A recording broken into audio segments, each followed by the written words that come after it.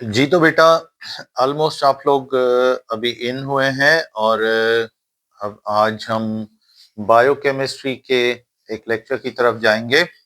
और बायोकेमिस्ट्री का आज आपका जो लेक्चर है वो बायोकेमिस्ट्री के चैप्टर से स्टार्ट होगा और उसमें हम देखेंगे कि बायोमॉलिक्यूल्स क्या हैं और उसके बाद बायोकेमिस्ट्री में पूरी डिटेल में डिस्कस होगी। तो आज हम स्टार्ट करते हैं बेटा चैप्टर नंबर 10 से। तो ये हमारा है चैप्टर नंबर 10 और ये है bio chemistry. Old old books में इसका नाम रखा हुआ था केमिस्ट्री ऑफ लाइफ। तो ये केमिस्ट्री ऑफ लाइफ, बायोकेमिस्ट्री आप बोलते हैं तो ये कहा जा सकता है। अब इसमें हमने बायोकेमिस्ट्री में क्या पढ़ना है। Bio means life, chemistry means life या लिविंग मॉलिक्यूल्स जो हैं जिन पर हमारी लाइफ डिपेंड करती है वो कैसे होते हैं, उनका मैटर कैसा होता है, बॉन्डिंग कैसी होती है, फंक्शन क्या होते हैं। तो इनके बारे में आज डिस्कस करेंगे। तो इस ब्रांच को, बायोकेमिस्ट्री की ब्रांच को आज हमने यहीं से स्टार्ट करना है। तो बायोकेमिस्ट्री है क्या? बायोकेमिस्ट्री असल में केमिस्ट्री की वो ब्रांच है कि जिसमें हम आमतौर पर या जनरली ये देख सकते हैं, ये पढ़ सकते हैं कि लाइफ का आमतौर पर जनरली आपको पता है यूनिट जो है यानी सबसे छोटा सा जानदार जिसमें जिसमें लाइफ हो सकती है तो वो कौन है? वो होता है एक लिविंग सेल। डेड सेल तो नहीं कहोगे, लिविंग सेल। अब इस लिविंग सेल के अंदर ये एक पूरी ऑर्गेनाइजेशन, पूरा लाइफ इसके अंदर कई बेटा काम चल रहे होते हैं सेल के अंदर।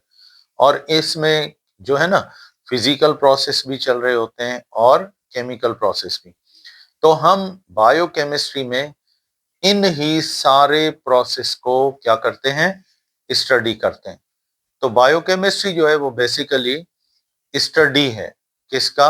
यानी सारे के सारे होने वाले फिजिकल और केमिकल प्रोसेस जो आमतौर पर एक सेल के अंदर होते हैं, सेल के अंदर होते हैं, उनकी स्टडी को आप क्या बोलते हो? उसको आप बोलते हो बायो केमिस्ट्री। तो हम यहां से स्टार्ट करेंगे, यानी ब्रांच ऑफ केमिस्ट्री, यानी ये असल में केमिस्ट्री की ब्रांच है विच यानी जो डील्स, ताल्लुक रखती है विद, किसके साथ? With study of all physical all physical and और क्या? केमिकल, यानी फिजिकल और केमिकल क्या बेटा? Process occurring occurring inside a occurring inside a living cell। एक लिविंग सेल के अंदर जितने भी फिजिकल और केमिकल प्रोसेस चल रहे होते हैं, इन सब की स्टडी को आप क्या बोलते हो? इसको आप बोलते हो बायो केमिस्ट्री या फिर केमिस्ट्री ऑफ लाइफ इसको कहा जाता है। तो हम जब भी बायोकेमिस्ट्री पढ़ेंगे तो हमारी शुरुआत एक सेल से होगी। सेल के अंदर कौन से प्रोसेस हैं, किस तरीके से ये प्रोसेस चलेंगे, इनका काम क्या होगा, यहां से होगा।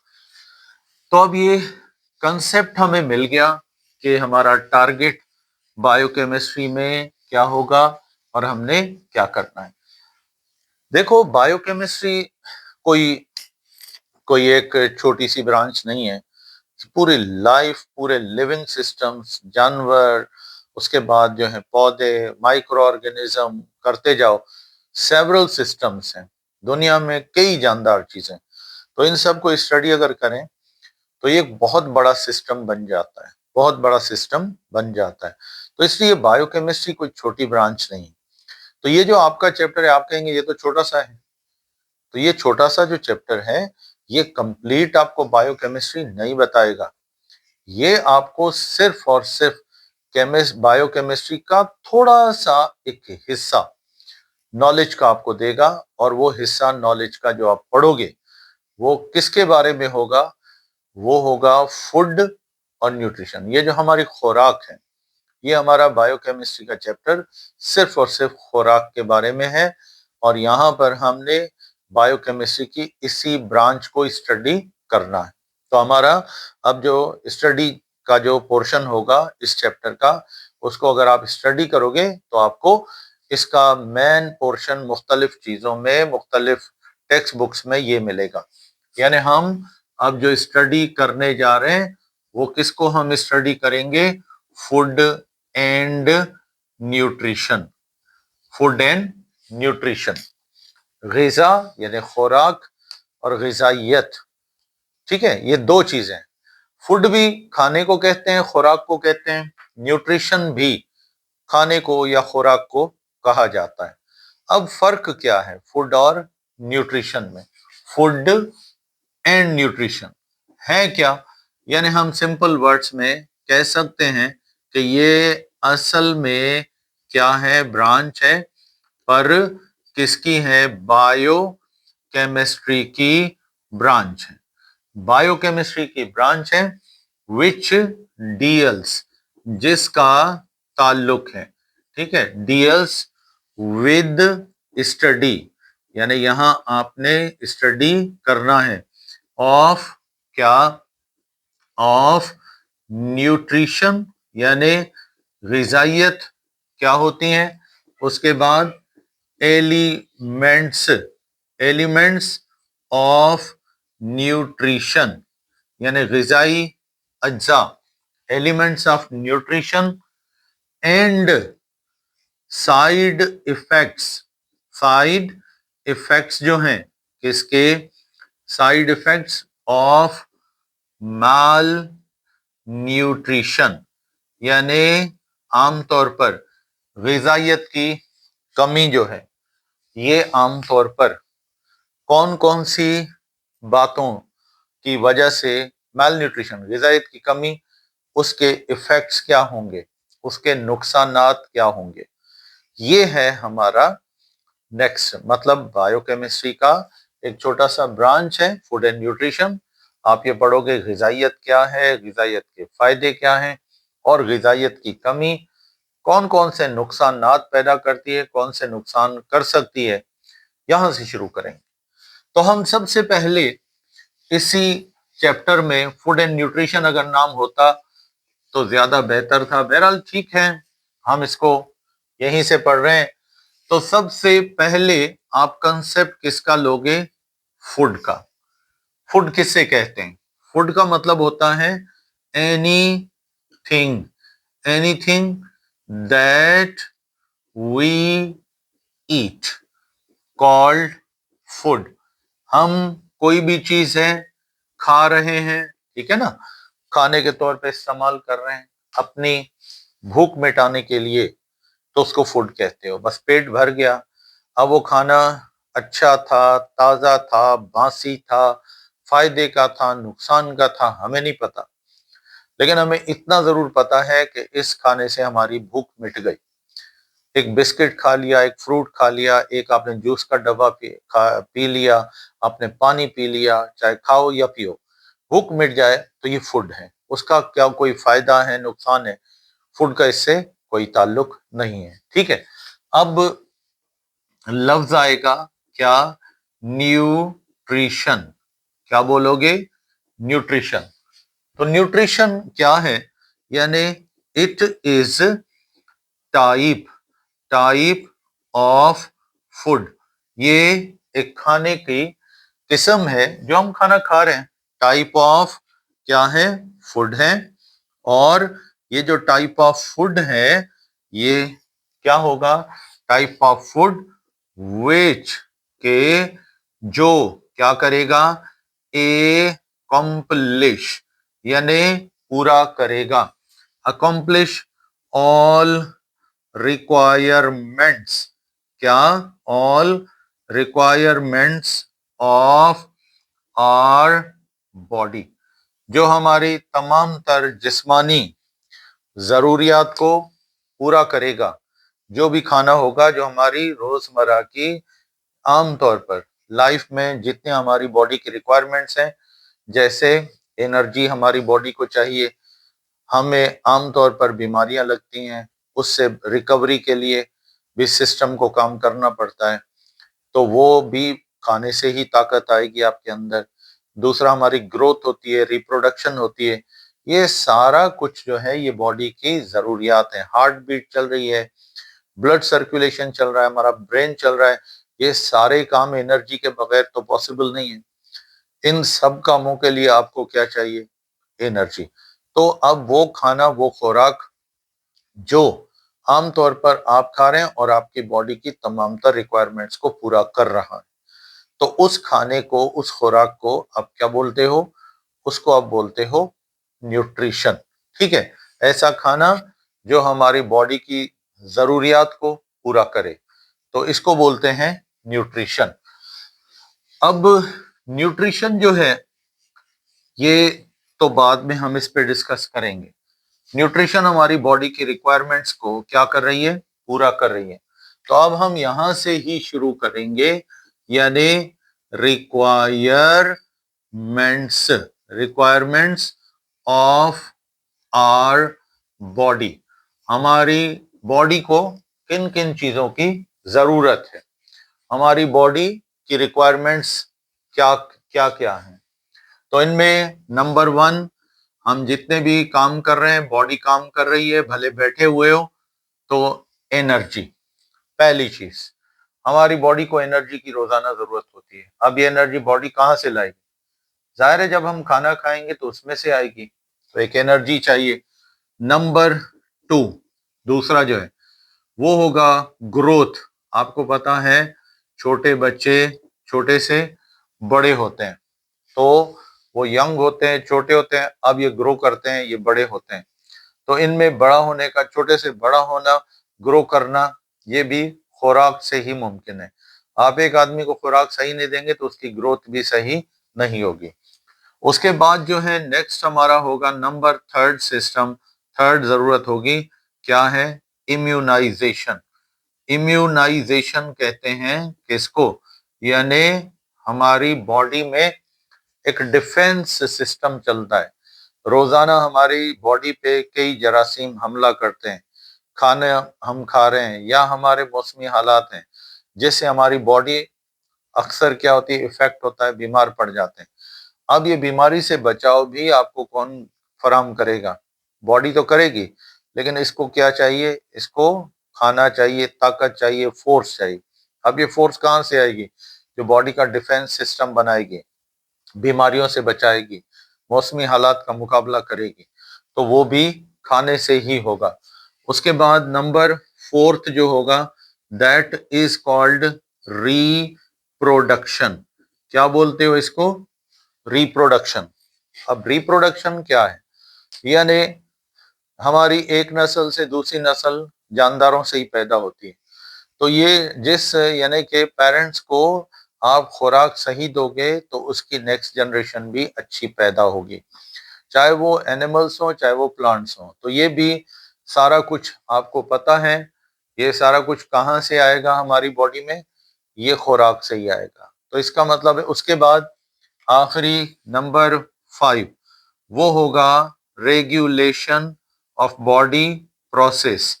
यानी ये हमारे जिस्म में क्या करता है? Regulation of body process. हमारी बॉडी में कई प्रोसेस चल रहे हैं, ब्लड प्रेशर चल रहा है, डाइजेशन चल रहा है, हार्ट बीट चल रही है, उसके बाद और कई सिस्टम चल रहे हैं। अब ये सारे सिस्टम जो है ना, ये सब के सब ये एनर्जी डिपेंडेंट है, ये एनर्जी से ही चलते हैं। तो इसलिए याद रखो, ये सारे प्रोसेस, इनमें जो कुछ मैटर भी चाहिए, एनर्जी भी चाहिए। अब ये चाहे मैटर हो चाहे ये एनर्जी हो, ये दोनों आपको कहाँ से मिलेंगे? ये मिलेंगे खाने से, फूड से, ये आपको सब चीजें मिल जाएंगी। तो हम अभी यहीं से स्टार्ट करेंगे तो आपने जो भी खाना खाना है, आपने जो भी फूड खाना है, तो ये याद रखो, ये इंश्योर करो कि हम जो खाना खा रहे हैं वो हमारे बॉडी में ये सारी जितनी हमने डिमांड्स रखी हैं वो खाना इन डिमांड्स को पूरा कर सकता है।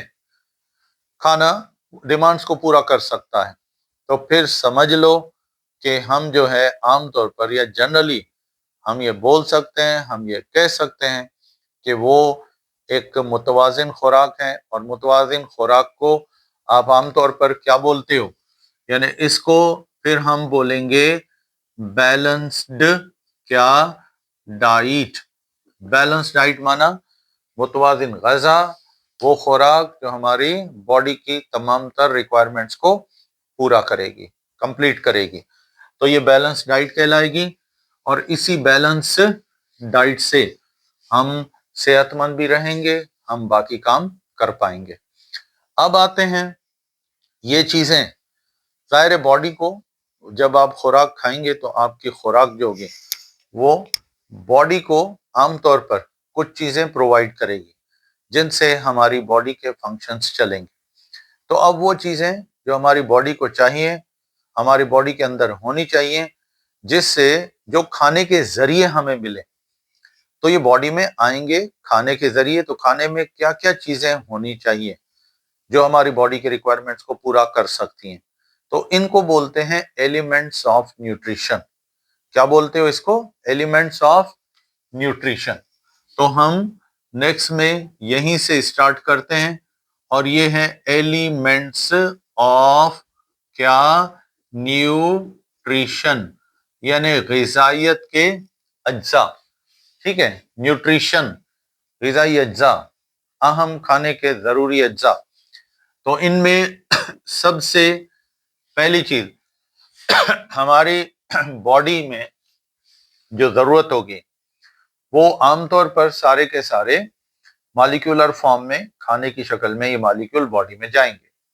तो सबसे पहले हमारी खुराक का बहुत अहम हिस्सा जो है वो कौन सा है? That is called carbohydrates. जब भी आप खाना खाओ तो आपके खाने में कार्बोहाइड्रेट्स जरूरी हैं, ये होने चाहिए। कार्बोहाइड्रेट्स होने चाहिए। दूसरा क्या होना चाहिए? लिपिड्स, यानी लिपिड्स में फैट्स भी आ जाते हैं, उसके बाद ऑयल्स भी आ जाते हैं और वैक्सेस, ये चीजें इसके अंदर आ जाती हैं। इसके बाद नंबर थर्ड पे हम आते हैं, तो वो हैं प्रोटीन्स। इनको हम प्रोटीन्स भी बोलते हैं। इनमें ही आपको एक और अहम काम की चीजें मिल जाएंगी, अमाइनो एसिड्स, ये हमें चाहिए। उसके बाद नंबर फोर्थ पे प्रोटीन्स के बाद क्या चाहिए हमें? इसके बाद हमें चाहिए विटामिन्स। क्या चाहिए? विटामिन्स चाहिए। और ये जो है ये भी खाने के अहम अज्जा होते हैं। अक्सर ये ऑर्गेनिक मॉलिक्यूल्स होते हैं जो बॉडी में किसी पर्टिकुलर फंक्शन को कंट्रोल करते हैं। विटामिन्स के बाद नेक्स्ट जो है हमारी बॉडी को क्या चाहिए? वाटर चाहिए, वाटर भी चाहिए। और उसके बाद नंबर 6 जो है ना वो होगा मिनरल्स। क्या चाहिए? मिनरल्स चाहिए। अब जब भी खाना खाया जाए, खुराक खाई जाए, तो ये ज़हन में रखो कि उसके अंदर carbohydrate, lipids, proteins, vitamins, water और मिनरल्स, ये सब चीजें इनके अंदर होनी चाहिए। अगर ये सब चीजें इनके अंदर होंगी तो वो खुराक हमारे काम की होगी, वो हमारे लिए एक बैलेंस डाइट कहलाएगी। और ये सब चीजें जब खुराक में मिल जाएंगी तब आप इस खुराक को क्या बोलोगे? इसको आप बोलोगे बैलेंस्ड डाइट। क्या बोलोगे इसको? बैलेंस डाइट या मुतवाजिन ग़िज़ा, यानी वो खुराक जो हमारी बॉडी के लिए काम की। तो अब हम जो हमारा चैप्टर है सारे का सारा वो इन ही चीजों के बारे में होगा और यहाँ पर हम इन सब को एक डिटेल के साथ स्टडी करेंगे। तो हमारा पहला एलिमेंट ऑफ न्यूट्रिशन कौन सी चीज है? इसमें आपको सबसे पहले फर्स्ट जो एलिमेंट्स ऑफ न्यूट्रिशन आपको मिलेंगे तो वो क्या होगा, वो होगा एलिमेंट्स ऑफ न्यूट्रिशन में आमतौर पर या जनरली हम इनको क्या बोलते हैं, कार्बोहाइड्रेट्स। क्या बोलते हो, कार्बोहाइड्रेट्स। यहां से शुरू करेंगे, अब सारा इनका स्टडी करेंगे। कार्बोहाइड्रेट्स क्या है, कार्बोहाइड्रेट्स की हकीकत क्या है, कार्बोहाइड्रेट्स का लफ्ज का मतलब क्या है, कार्बोहाइड्रेट्स हमारी लाइफ में इनका क्या रोल है, सारा कुछ पढ़ोगे। तो लफ्ज से ही स्टार्ट करते हैं। यहाँ अल्फाज हैं, पहला लफ्ज है कार्बो। कार्बो किसे कहा जाता है, कार्बन को। पिल्लस, पिल्लस इसको बोलते हैं हाइड्रेट्स। हाइड्रेट्स कहते हैं वाटर मॉलिक्यूल्स को। किसको बोलते हो, वाटर मॉलिक्यूल्स। तो कार्बोहाइड्रेट्स यानी कार्बन के साथ हाइड्रोजन और ऑक्सीजन, ये शुरू में लफ्ज नाम पड़ा था इन पे केमिस्ट्री में। ये जब कार्बोहाइड्रेट शुरू शुरू में डिस्कवर हुए तो पता चला कि ये कार्बोहाइड्रेट्स जो हैं इनमें कार्बन के साथ हाइड्रोजन और ऑक्सीजन का रेशो या यूं कह लो एम्पेरिकल फार्मूला, ये वही चल रहा है जो वाटर के अंदर होता है। किसके अंदर होता है, वाटर के अंदर होता है। तो प्रीवियसली शुरू शुरू में इनको कार्बोहाइड्रेट्स बोला जाता था।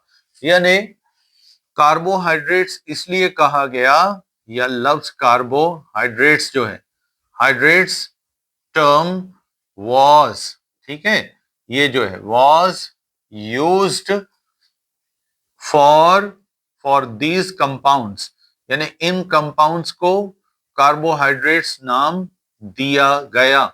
बिकॉज, क्योंकि इसमें शुरू शुरू में क्या हुआ, कार्बोहाइड्रेट्स, जो कार्बोहाइड्रेट्स थे, ठीक, कंटेंड, इनमें शामिल था, इनमें मुश्तमिल था, कंटेंड क्या, कार्बन, कार्बन एटम, ठीक है, एंड और उसके बाद कौन था, हाइड्रोजन, ठीक है, अलोंग ऑक्सीजन, इनमें ऑक्सीजन भी थी, हाइड्रोजन भी था, अलोंग ऑक्सीजन, एट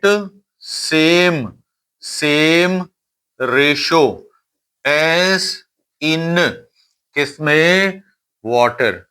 ये जैसे वाटर के अंदर इनका रेशो था, यहां पर भी इनका कार्बन के साथ यही रेशो ऑलमोस्ट चल रहा था। अब जैसे मैं आपको एक छोटी सी एग्जांपल से इसको क्लियर कर देते हैं कि ये इनको कार्बोहाइड्रेट क्यों कहा गया या इनका मकसद क्या था। तो यहां पर हम इधर कुछ एग्जांपल लेंगे और वो एग्जांपल्स क्या हैं, मिसाल के तौर पे C6H12O6। अब देखो यहां पर आप हाइड्रोजन और ऑक्सीजन का रेशो देखो। अगर मैं आपको कहूं 12 हाइड्रोजन है और उसके बाद 6 ऑक्सीजन है, तो ये अगर हम यहाँ पर इसको हासिल करें तो ग्लूकोज को तोड़ें तो देखो ग्लूकोज में से C6H12O6 जो है, जब इसको क्या किया, हीट किया, तो फिर ये बना 6 कार्बन के एटम और 6 मॉलिक्यूल्स किसके थे, वाटर के। तो 6H2O बन जाता है। तो इसका मतलब है इसमें कार्बन के साथ हाइड्रोजन और ऑक्सीजन 6H2O के रेशो से चल रहा था। ये है ग्लूकोज। अब नेक्स्ट है C12H22O11, ये है शुगर। अब इस शुगर को अगर हम हीट करें हाई टेम्परेचर पे तो हम देखते हैं कि 12 कार्बन अलग हो जाते हैं और इसमें 11H2O अलग हो जाते हैं। तो प्रीवियसली समझ लो कि कार्बोहाइड्रेट्स वो कंपाउंड थे कि जिनमें कार्बन के साथ हाइड्रोजन और ऑक्सीजन का रेशो वही चल रहा था जितना के वाटर के अंदर होता है, एम्पेरिकल फॉर्म में। फिर ये जितने ऑक्सीजन और हाइड्रोजन बढ़ा रहे थे ये H2O के रेशो के हिसाब से बढ़ रहा था। तो इसलिए फिर इन्होंने कार्बोहाइड्रेट का एक जनरल फार्मूला बनाया और वो जनरल फॉर्मूला कौन सा वाला था? वो था CX और उसके बाद H2OY। अब X और Y ये कोई ना कोई नंबर होगा। क्या होगा? कोई ना कोई नंबर होगा जो 0 के बराबर नहीं होगा। अब जैसे ग्लूकोज है C6H12O6, तो यहाँ C6 है, तो अब H2O को भी हम यहाँ 6 कर सकते हैं। हाँ, ये अलग भी हो सकता है, जरूरी नहीं इसके इक्वल हो, इसलिए हमने इसको Y रखा है। तो ये नंबर, ये रेशो, ये चलता है ग्लूकोज के अंदर। सेम यही फार्मूला अप्लाई करते रहे और लव्स कार्बोहाइड्रेट चलता रहा। लेकिन आगे जाके कुछ वक्त के बाद फिर पता चला कि भाई ये जो कार्बोहाइड्रेट है, इनका ये जो फार्मूला इन्होंने बनाया, यही फार्मूला तो कुछ और कंपाउंड पे भी अप्लाई हो रहा था, पर वो कार्बोहाइड्रेट नहीं थे। अब जैसे हमने यहां पर लिया फॉर्मिक एसिड। कौन ले लिया? Formic acid. अब इसमें तो कार्बन तो 1 है, लेकिन अगर हम यहां पर देखें फॉर्म एल्डिहाइड, तो यहां पर देखें हाइड्रोजन 2 है इसमें फॉर्म एल्डिहाइड में, तो फॉर्म एल्डिहाइड में यही फार्मूला चल रहा था, कार्बन 1 और H2O भी 1, 2 हाइड्रोजन 1 ऑक्सीजन। पर ये फॉर्मेल्डिहाइड कार्बोहाइड्रेट थोड़ी है, ये तो नहीं है। अच्छा, फिर एसिड्स में भी बात आ गई, जैसे C3 कार्बोनाइल OH। अब ये था acetic acid, carboxylic acid, acetic acid. यहां पर कार्बन थे 2 और H2O, हाइड्रोजन और ऑक्सीजन का रेशो देखा, 2 ऑक्सीजन 4 हाइड्रोजन, तो ये बन रहा था। अब देखो ना, यहाँ पे फार्मूला CXH2OY ये अप्लाई होने लगा। इसका मतलब ये हो गया कि ये फार्मूला सिर्फ कार्बोहाइड्रेट पे नहीं लग रहा था, बल्कि कुछ कंपाउंड जो कार्बोहाइड्रेट कार्बोहाइड्रेट नहीं थे, उन पे भी अप्लाई हो गया, और बाद में पता चला कि ये तो कार्बोहाइड्रेट ही नहीं।